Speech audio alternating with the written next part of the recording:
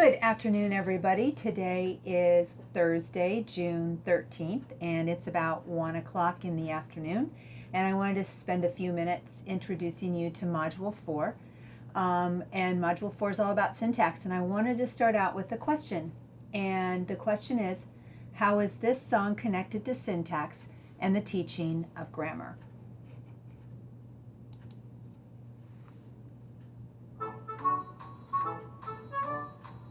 Dancing bones and bones and bones and dancing bones and bones and bones and dancing bones doing the skeleton dance. The foot bone's connected to the leg bone's connected to the knee bone's connected to the thigh bone, doing the skeleton dance.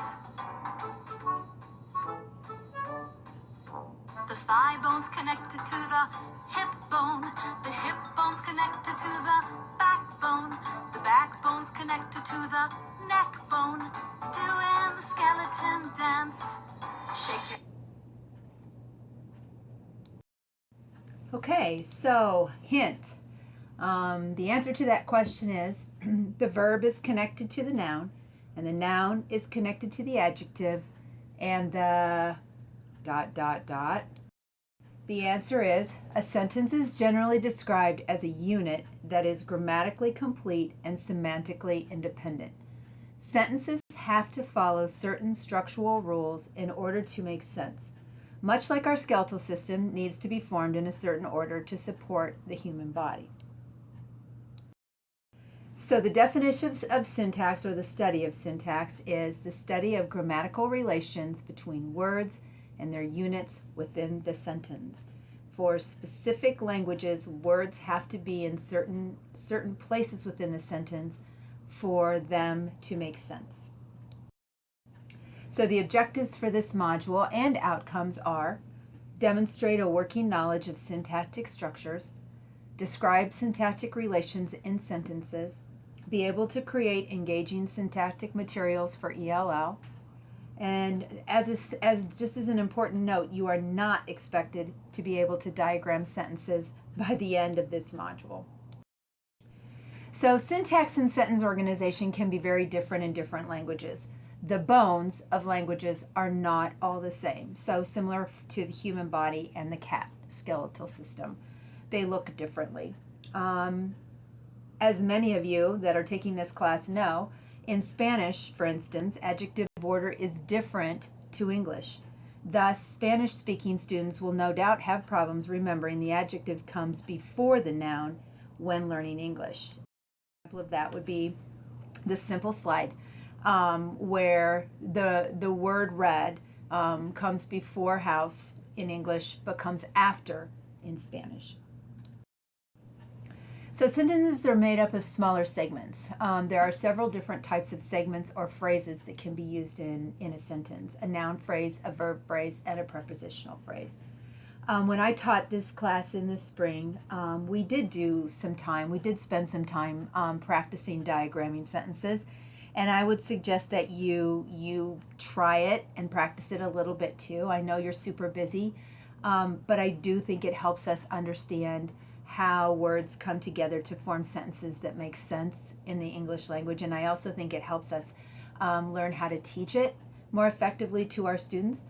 I thought, though this is not an exciting, fun video, it does a great job of walking you through how to diagram simple sentences. And this is the video that we used in my class in the spring. And I recommend, if you're interested in it or you do want to practice diagramming sentences, I think this video is a great resource. It is also linked in your module. So the vocabulary is insane for Module 4 because it is all the different parts of speech called constituents in West's book. But there's also a thing called language acquisition device. This is something you're going to want to read about. It is also in the chapter in West.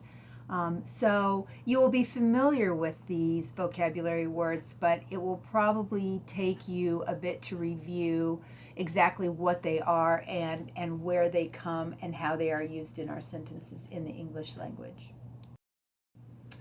So the assignments for Module 4. The discussion, as always, you can choose between 4 different prompts for Module 4. Please remember that these responses should be around 150 to 200 words, and you are responding to 2 of your peers. Please remember that you are needing to incorporate APA in-text citations and also a reference list at the end. This is an incorrect due date, and I'm not sure why that appears, because that's not how it appears in the module. But we'll get to due dates at the end of this short video. The assignment that everybody's completed, and there's only one in this module, is these 3 options. You may pick one of them, and then you will have that submitted to Blackboard by Monday the 17th. And again, don't forget APA and text citations and a reference list that refer back to the West chapter or any readings we've done to date that relate to your response. Last everybody assignment is the self-evaluation quiz. Don't forget, if you don't do well on it, there is a way to make up those points, and that has been posted under course information. I've already had a couple students do it, and the overall goal of this course is for you to learn the material. So if you miss questions, I think it's worthwhile for you to go back and find out why the correct answer was correct, and then find text evidence to support that. And then, as always, really enjoying your journal reflections. Please don't feel like that has to be a great big long thing. It can just be a short response. Just thinking about what you learned overall from all the readings and all the work that you have done in the module. The reading highlight, you really only have one chapter this module, and that's chapter 3 in West.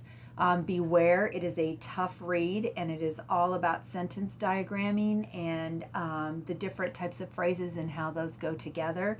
It is not an easy read, but it's an interesting read. So the module due dates, the discussion will be due Sunday, June 16th. The 2 peer responses will be due Monday, June 17th. And the assignment, the quiz, and the journal entry will all be due on Monday the 17th as well. Just a reminder that our discussion for Module 3 was due yesterday. 2 peer responses are due today, Thursday, June 13th. And the assignments, the quiz, and the journal entry are also due today, Thursday, June 13th. Graduate students, I've had a couple students email and need some clarification on how this will be completed. So pick any activity from modules 3 through 5 to complete. It does not need to be a lesson plan. You can share your work with your peer review partner for feedback, and then your reflection can be a 1/2 to 1 page response on the questions posted in the assignment. And that is due on Sunday,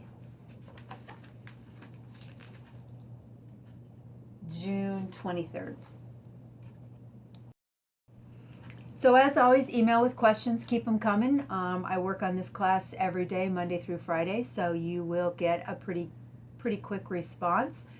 And I hope you enjoy this module and review how to diagram sentences and how words come together and form sentences that carry meaning in the English language.